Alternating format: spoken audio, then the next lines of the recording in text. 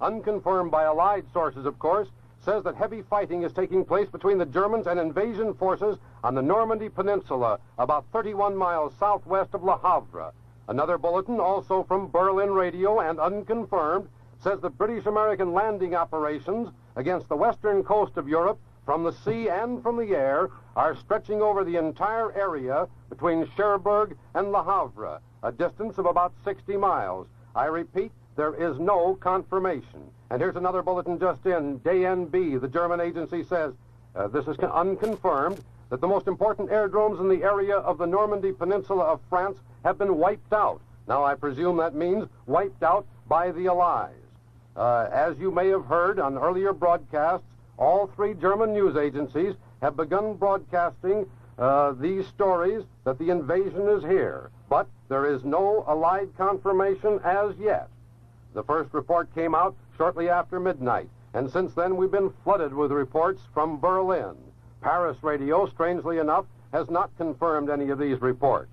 And now we have just been informed that we can expect in a very few seconds, a very important broadcast from the British capital. And so now we take you to London.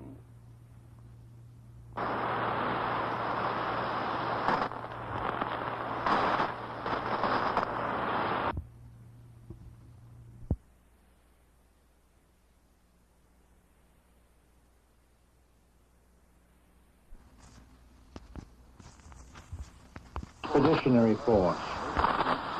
The text of communique number 1 will be released to the press and radio of the United Nations in 10 seconds. Repeat, 10 seconds from now.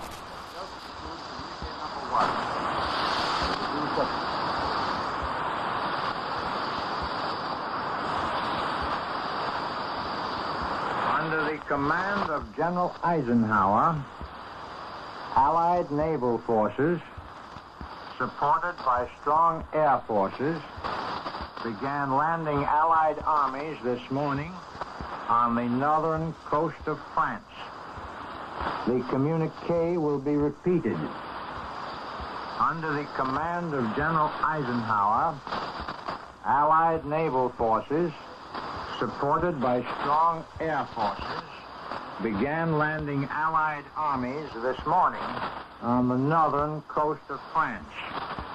This ends the reading of communique number 1 from Supreme Headquarters, Allied Expeditionary Force.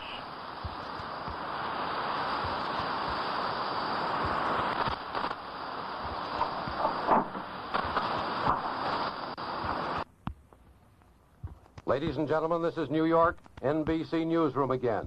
Men and women of the United States, this is a momentous hour in world history. This is the invasion of Hitler's Europe, the 0 hour of the Second Front. The men of General Dwight Eisenhower are leaving their landing barges, fighting their way up the beaches into the fortress of Nazi Europe. They are moving in from the sea to attack the enemy under a mammoth cloud of fighter planes, under a ceiling of screaming shells from Allied warships. The first news flashes do not say, but a large proportion of this assault is believed to be in the hands of American men. They are making the attack side by side with the British Tommies who were bombed and blasted out of Europe at Dunkirk. Now, at this hour, they are bombing and blasting their way back again. This is the European front, once again being established in fire and blood, not only by the Americans and British, but by many allies in the fight against Axis aggression. This is the supreme test of Allied spirit and of Allied weapons. The world's greatest military undertaking is underway. Casualties in this mammoth operation, in the subsequent drive inland, may reach a dreadful toll. The German war machine is still powerful and is still strongly entrenched.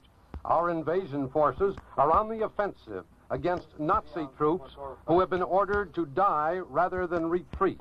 However, die or retreat they must, for this attack up the shores of Europe is being made with all the strength the Allied command can throw into battle.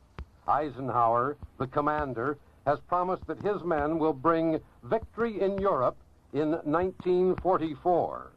The first aim of the Americans and the British will be to secure their beachheads, and then the capture or building of airfields so that our planes from European bases can carry on the task of blasting loose the enemy from his prepared positions farther back. That task now is assigned to our planes flying out of England right now. You have already heard the flash that came from London. The flash, the official Allied announcement that the invasion of Western Europe has begun, that D-Day is here, that H hour has struck. Air power paved the way for this mighty assault from the west. Nazi targets have been hammered day and night in an offensive which has steadily grown in destructive violence. Thousands of planes each day have flown cross-channel up from Italy and Africa to tear up German gun emplacements which have been 4 years in the making.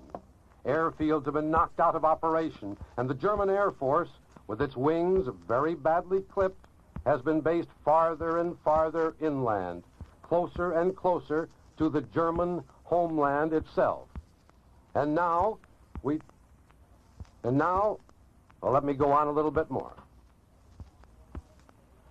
These Allied air blows were methodically driven home to prepare the way for amphibious assault. And now, ladies and gentlemen, for a special broadcast, we take you to London, England. Wolf. 10 seconds. Stand by. 8 seconds. 5 seconds. Stand by. 3, 2.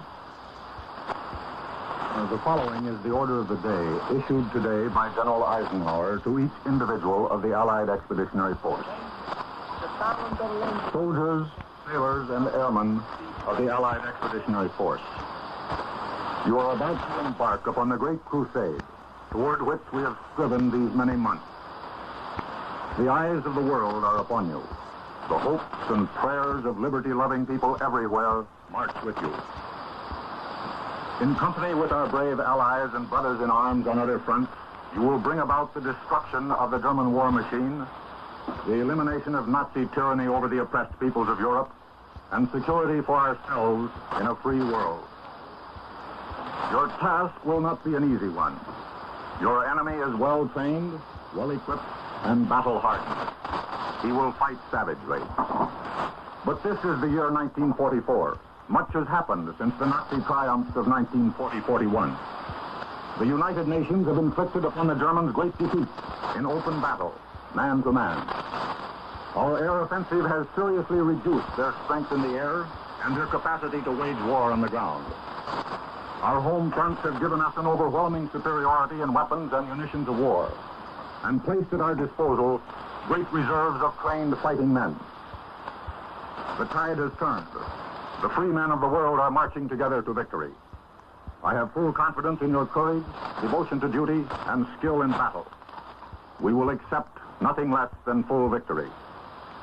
Good luck, and let us all beseech the blessing of Almighty God upon this great and noble undertaking. This order was distributed to assault elements after their embarkation. It was read by appropriate commanders to all other troops in the Allied Expeditionary Force. I return you now to the United States.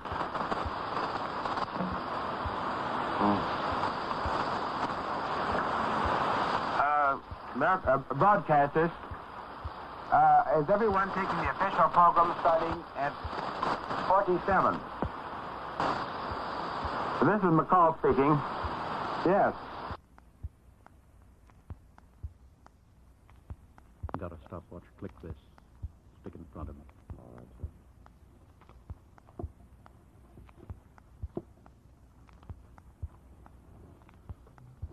Good morning, everybody. We have just had the first communique from General Eisenhower's headquarters on the invasion. Here is its text. Under the command of General Eisenhower, Allied naval forces, supported by strong air forces, began landing Allied armies this morning on the northern coast of France. And we have also had the first order of the day, the one issued by General Eisenhower, wishing Godspeed to his troops as they left the shores of Britain for the shores of northern France. He told them that they were about to embark on the great crusade. He reminded them that the eyes of the world are upon them, that the hopes and prayers of liberty-loving people everywhere in the world are with you